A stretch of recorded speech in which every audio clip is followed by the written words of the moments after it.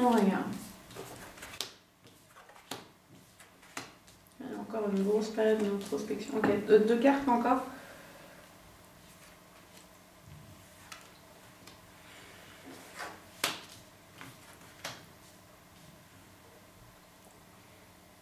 Une carte sur le mort et une carte après la...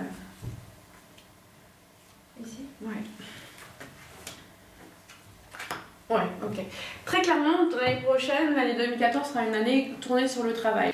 On m'indique très clairement qu'aux alentours du printemps, on va dire mars, avril, mai, dans ces 3 mois-là, tu changes de job, tu vas trancher. Donc tu vas trancher, tu vas changer de job et ça va impliquer de ta part du changement. Alors le changement, ce n'est pas qu'un changement de travail, c'est aussi un changement de lieu. Je dois encore faire énormément de déplacements. Le déplacement est encore là avec le chariot. Parce que tu vas rentrer dans une phase de construction et d'action. C'est marrant parce que je te vois de plus en plus être autonome par rapport à ton activité professionnelle. Quand je parle d'autonomie, c'est aussi de créer une structure et de la gérer. Ce qui est sûr, c'est que le diable, on peut se dire, c'est une carte horrible, mais au niveau professionnel, elle est vraiment très importante parce que c'est la réussite professionnelle. Tu feras énormément en 2014 de déplacements à l'étranger. À l'étranger, on le ressort avec le soleil, on le ressort avec le chariot. C'est vraiment... tu es plus tourné vers l'extérieur que vers l'intérieur. D'accord. Ça fait partie de ton chemin de vie sur l'année 2014. Tu seras amené à beaucoup écrire. Voilà, et tu es faite pour être entourée au niveau professionnel, mais tu n'es pas faite pour être dans une structure à un cadre classique. Tu as besoin d'une certaine autonomie, d'une certaine indépendance. Je crois que c'est un Arnaud que tu vas rencontrer au niveau professionnel. C'est plus dans le cadre du travail. Super. Ok. Donc tu veux regarder pour le sentimental. Oui, sentimental. On sache que l'année prochaine, c'est pas l'année du sentimental. Hein. Je vais pas te le cacher. C'est le travail. On est dans une année du travail. Alors, au départ, c'est clair que tu vas être lié au professionnel et à la réflexion, à la sagesse. On sent vraiment que l'année prochaine sera une année tournée vers l'introspection, vers le bien-être, l'amélioration. En fait, moi, je te vois surtout sur la fin d'année. Être en couple, être bien dans le couple, mais c'est quand on dit être en couple, c'est encore plus que ça. Sur la fin d'année, on parle de quelque chose, une notion d'officialisation. Sur la fin d'année 2014, c'est comme si tu rencontrais quelqu'un, ça va être d'une évidence telle que les choses vont aller très vite. Il y a une notion de rapidité. Commune. Dans la rencontre que je vois sur la fin d'année 2014, il y a quelque chose de très fort, quelque chose où tu vas pas t'y attendre. J'ai l'impression que c'est quand même lié au voyage, parce qu'il y a cette notion de voyage. Je vois des déplacements, c'est pas sur Paris que tu rencontres cette personne. Tu vas rencontrer, il va y avoir un vrai flash amoureux. Il y a un vrai truc. Ouais, vivement.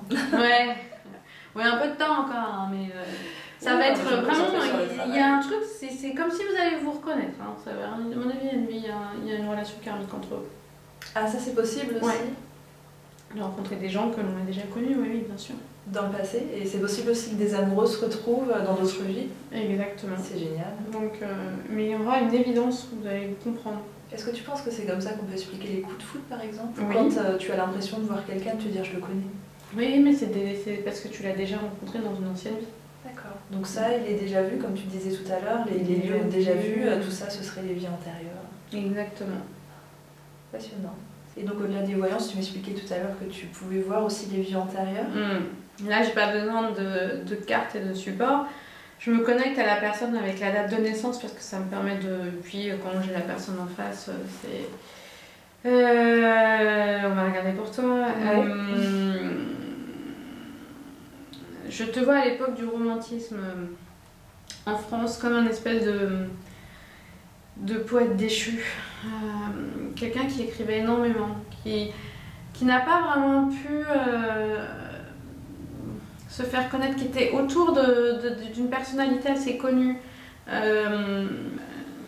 Du coup, il y a une notion de vraiment d'être dans un milieu très artistique et surtout d'écrire, que tu écrivais Je pense que parfois même tu écrivais pour quelqu'un d'assez connu, un peu comme Chateaubriand ou des choses comme ça.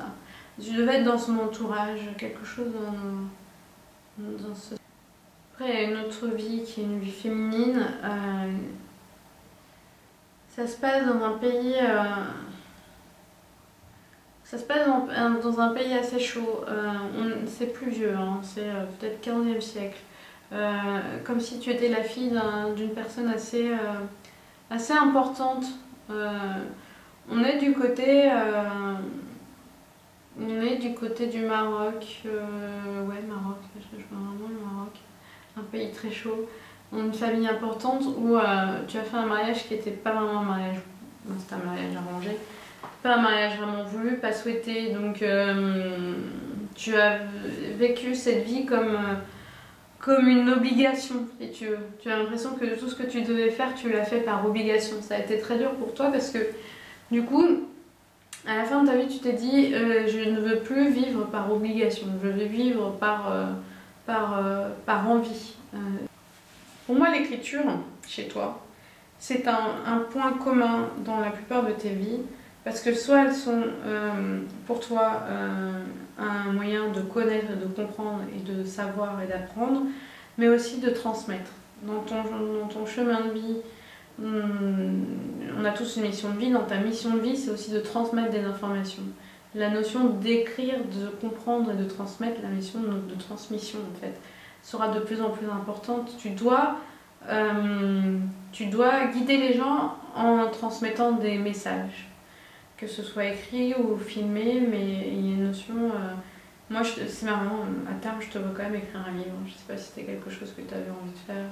Oui, plus tard, mais à terme, je pensais pas que c'était aussi précis en fait. Donc, comment ça se passe? Donc, toi, tu interprètes les cartes, mais aussi tu as des flashs en même temps. C'est ça, j'interprète les cartes. Donc, les cartes parlent, et ensuite les flashs arrivent et les choses, voilà, on donne des informations. Soit c'est on me les donne, on me les dit, ou soit je vois des images ou des espèces de vidéos, tu vois. Ah oui, carrément. Ouais. Le voyant, c'est quoi? C'est une personne qui voit soit des choses, soit les entend. Il peut être clairvoyant ou clairaudient. Mais moi, la théorie est simple. Tu as une âme qui est un champ électromagnétique de différents corps. Eh bien, pour moi, le voyant se connecte à ton âme. Donc, en fait, tu m'envoies des fréquences, parce que tu t'en rends pas compte, mais là, en ce moment, tu es en train de me parler, mais ton âme qui fait environ 3 mètres, moi, je suis là à côté, environ 3 mètres, eh bien, en fait, nos âmes, là, elles sont déjà collées entre elles, et elles transmettent des informations. Tu vas me donner des infos, moi, je vais t'en donner, parfois, tu vas pas les voir, tu vas pas les capter, et vice-versa. Je vais t'envoyer des infos, voilà, on transmet des informations. Tu envoies des fréquences. Et le médium, en fait, reçoit les fréquences, enfin le voyant, reçoit les fréquences et les interprète. Il est comme un média, par exemple la télé ou la radio. On envoie des fréquences à une télé et une radio, elle les reçoit et elle les retransmet. C'est exactement la même chose. Le médium, la différence, c'est que lui, il va se capter à d'autres fréquences. Et parce que ton âme qui est là, elle est dans un corps, pour moi l'âme elle est vraiment dans le cerveau, hein, c'est le corps c'est le lieu où elle prend vie, mais notre âme est au-delà du cerveau, elle est aussi dans notre corps physique, dans le corps éthérique, dans le corps astral, le corps mental, le corps émotionnel, le corps, les autres corps, le corps supramental et le corps divin.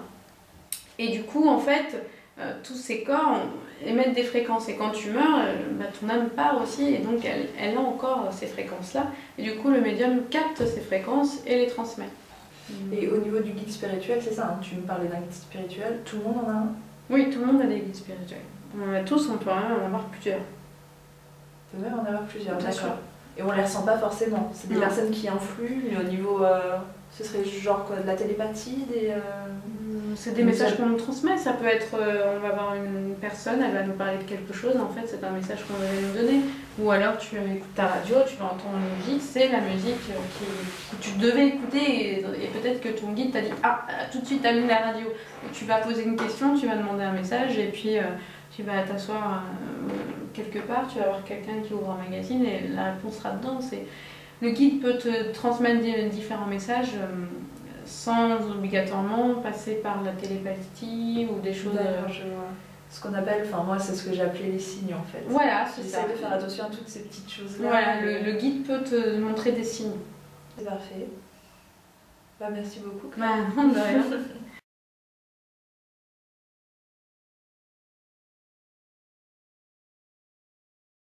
Ça, c'est la ligne de vie. D'accord. Elle est là. Ouais. Ça, c'est la ligne de cœur. Donc des affectifs un peu perturbés. Pas mal de perturbations sur le plan personnel. Personnel, je dis. Ça, c'est la ligne de tête. C'est-à-dire Votre intellect. D'accord. Votre cérébral. Il y en a des fois qui ont la ligne de tête doublée. Alors quand elles sont doublées, on dit que c'est une intelligence supérieure à la moyenne. D'accord. Bon, ça c'est la ligne de destinée, la ligne de Saturne. Donc les gens qui n'ont pas du tout ça dans leur main, généralement, c'est rare qu'ils sont patrons. Enfin quand je dis patron. Ou ils sont dépendants de patrons d'une société, mais ils ne sont jamais leaders. Ils sont toujours second ou troisième ou quatrième position. Vous avez ça surtout dans cette main-là. Vous êtes droitière ou gauchère? Droitière. Vous êtes droitière, vous êtes à l'envers de moi, donc ça c'est la gauche. Oui. Ça c'est ce qu'on vous a donné au départ à la naissance. D'accord. Une grande possibilité. D'accord. Maintenant quand je regarde dans celle-ci, regardez. Ça se fendit, ça se rattrape, ça se dévie, vous avez dû commencer quelque chose, vous avez dû arrêter des études, vous avez repris quelque chose, vous avez dévié comme ça. Ouais. Voilà, au moins à 2 reprises. Ouais, c'est ça. Donc ça c'est toujours la ligne de tête. Et ça c'est votre ligne de cœur. Dans celle-ci, elle est plus calme, la vie. D'accord. Dans celle-là, elle est plus tordue. Ça veut dire votre adolescence, etc. Par contre, à la naissance, il y a eu un souci. Vous avez eu un souci quand vous êtes né? Bah, j'ai failli mourir. Voilà. 2 fois? Bah, en tout cas, je sais qu'à la naissance, j'ai failli. Ouais, parce que c'est marqué ici. D'accord. Là. Dans les 2 mains. Donc on peut voir la mort comme ça au niveau de... Ah bah ça je l'annonce pas en général. Ouais. Je n'annonce pas ça. Donc vous avez dévié, vous avez bifurqué. Vous n'avez jamais eu l'idée de vivre à l'étranger, vous? Si. Voilà. Voilà, tout à fait. Bon là vous allez encore bouger au niveau boulot, vous n'allez pas rester où que vous êtes là. Bougez-vous. 2 unions marquantes, vous avez eu là? C'est-à-dire mariage? Non, concubinage ou... Oui. 2 histoires. Tout à fait, de concubinage. Voilà. Mais de quel mois vous? Octobre. Combien? Le 15. Petite balance. Ouais. De quelle année vous êtes? 81. Les histoires là. Et là, il n'y a pas quelque chose de nouveau, projet de déménager, tout ça là, vous? Je pense. Oui, parce qu'il y a un changement. Il y a le boulot courant 2014, il y a déménagement, et il y a pas mal de déplacements à droite. Plus ça va aller, plus vous allez... Ça, c'est bien ça. Ouais. Alors maintenant, je voudrais regarder les racettes. Je ne comprends rien, vous pouvez me prendre le coude. C'est quoi les recettes? C'est là, Ah oui, d'accord. ici. On avait 3 là. 1, 2, 3. Enfin 2,5. Ça veut dire la santé, l'affectif et les finances. D'accord. Enfant, j'en vois que 2. Ah ouais? Enfin 1 sûr. D'accord. 2 maxi. Alors déjà enceinte, vous passez toute la grossesse au lit. Comme ça, c'est réglé. Veuillez me rappeler dans 9 mois, ça va aller. Ça donne envie. Oh, il y a une réussite. C'est marrant à venir, vous n'avez pas envie de monter votre propre agence, vous? Si. Voilà.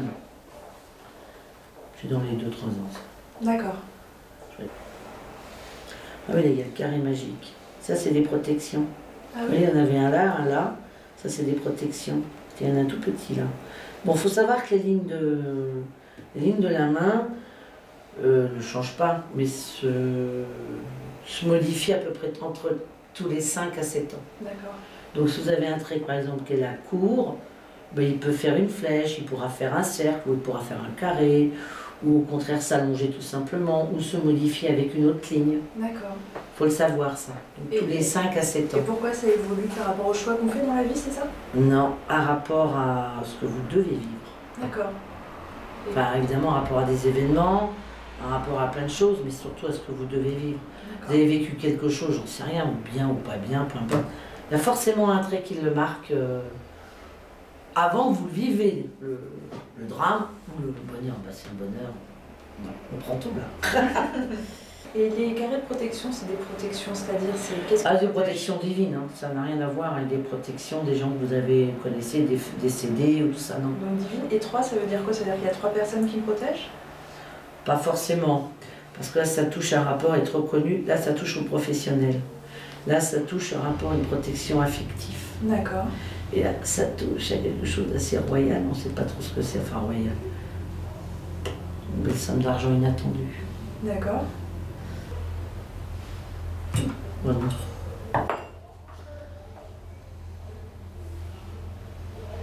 Non, vous n'avez jamais eu l'idée d'écrire un livre, non? Si. Voilà. Ça devrait se faire aussi. C'est d'abord votre pro là, qui est dominant là. Qui est dominant là, les 2 ans qui arrivent. D'accord, ça va être très très pro. Et vraiment, donc si j'entends bien ce que vous me dites, je vais vraiment me consacrer à mon activité. Je vais me lancer. Ouais. C'est marrant, vous hésitez et en même temps vous en mourrez d'envie, on crevez d'envie de le faire. Je pense qu'à venir vous allez gérer une équipe, tout ça. Vous... Ouais. Bien. Hein. Et l'écriture, ça c'est sûr. Et quelque chose de l'art, vous êtes attiré par quelque chose par l'art? Ouais. Ou c'est la mode, ou c'est la beauté, ou c'est... Ouais, la photographie. Voilà. Tout ce qui a rapport à l'image, tout ce qui a rapport à l'audio, tout ce qui a rapport à tout ça. Attendez, je vais la dernière fois, voilà. Je vais avoir un choix. J'y vais pas, j'y vais pas, j'y vais pas. Oh, aïe, aïe, aïe, j'y vais pas, j'y vais pas. Il faut y aller.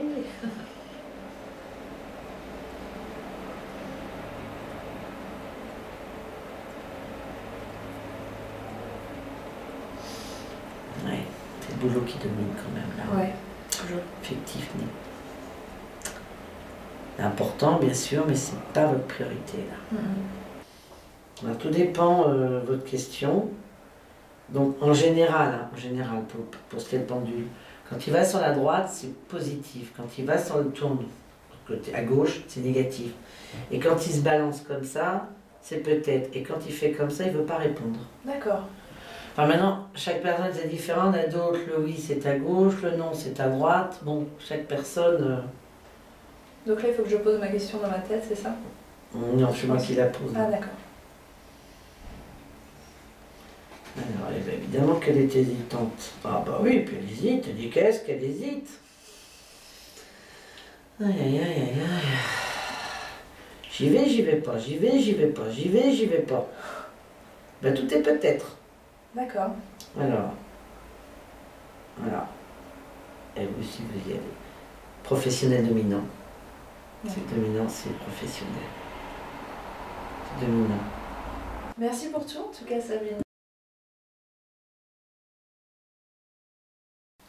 Alors vous m'avez donc vu en compagnie de Claire et de Sabine, donc 2 voyantes très différentes, hein, que ce soit au niveau de leur approche, de leur personnalité ou même de leur pratique, comme vous avez pu le constater. Mais néanmoins, ces 2 consultations qui étaient vraiment centrées à la base sur mon année 2014 et savoir un petit peu ce qui allait m'arriver, il y a 2 choses qui sont ressorties et qui sont très intéressantes. La première, en tout cas moi, qui est vérifiable seulement à mon niveau puisque ça concerne ma vie personnelle, c'est que Claire a parlé de mon passé sentimental, Sabine a parlé de mon présent sentimental, et toutes les 2 ont été très précises et ça a été complètement incroyable pour moi puisque c'est limite vérifiable que par moi. Il y a même des choses qu'elles m'ont dit que mon entourage ne sait pas, et c'est juste fou en fait. Il peut y avoir différentes hypothèses évidemment, donc certains parleront de perception extrasensorielle, ce qui est la base, donc clairvoyance, télépathie. Il y a d'autres personnes qui sont un petit peu plus terre à terre, qui vont parler peut-être d'intuition, de mentalisme, et puis il y a d'autres personnes un petit peu plus dans le spirituel qui parleront de divination. Là j'ai juste envie de dire peu importe, et peu importe comment on pourrait le prouver scientifiquement, puisque de toute façon c'est pas possible, les faits sont là. Moi je le vérifie et voilà, c'est juste incroyable. Et puis il y a ce deuxième point, donc concernant mon année 2014, qui est ressorti de façon absolument similaire, que ce soit du côté de Claire ou de Sabine. Donc là vous me direz, après tout c'est logique puisque c'est mon futur, oui, mais après voilà, les informations qu'elles ont, il fallait bien qu'elles les interprètent. Ça, le souci d'interprétation dans tout, ça peut être un piège. Donc elles ont très bien réussi à le retranscrire. Il y a quasiment la même chose qui est sortie, qui est ressortie en tout cas de leurs prédictions. Donc voilà, pour faire un point général de ce qu'elles m'ont dit, que 2014 ce serait une année très prolifique, en tout cas pour moi au niveau professionnel, qu'il allait y avoir de gros changements, que j'allais lancer un petit peu mes projets professionnels, mais à mon niveau en autonomie totale, qu'il y avait beaucoup d'écriture, beaucoup de voyages, beaucoup de rencontres, il y a même des prénoms qui sont sortis, des périodes de l'année, enfin... voilà, donc ça, toutes les deux elles m'ont dit ça, en me disant que le reste serait un petit peu plus mis de côté, par exemple le sentimental. Donc là, à l'instant T, oui, en effet, je sais que je travaille sur certaines choses, mais je peux vraiment pas dire ce qui va se passer au cours de l'année. Donc on pourra faire un point à la fin de l'année 2014 ou début 2015 pour voir en effet si tout cela s'est bien produit. Mais voilà, à mon niveau, en tout cas, c'était une expérience enrichissante, vraiment. C'était très intéressant de pouvoir côtoyer ces deux voyantes et de comprendre un petit peu dans quel univers elles évoluaient, comment leur arrivaient les flashs. Très intéressant. Si je peux vous conseiller ces deux personnes en tout cas, et il y en a plein d'autres, mais en tout cas ces deux personnes sont très professionnelles et c'est très intéressant. Voilà, donc à vous de me donner votre avis sur la voyance, sur vos expériences, et puis on va pouvoir partager tout cela.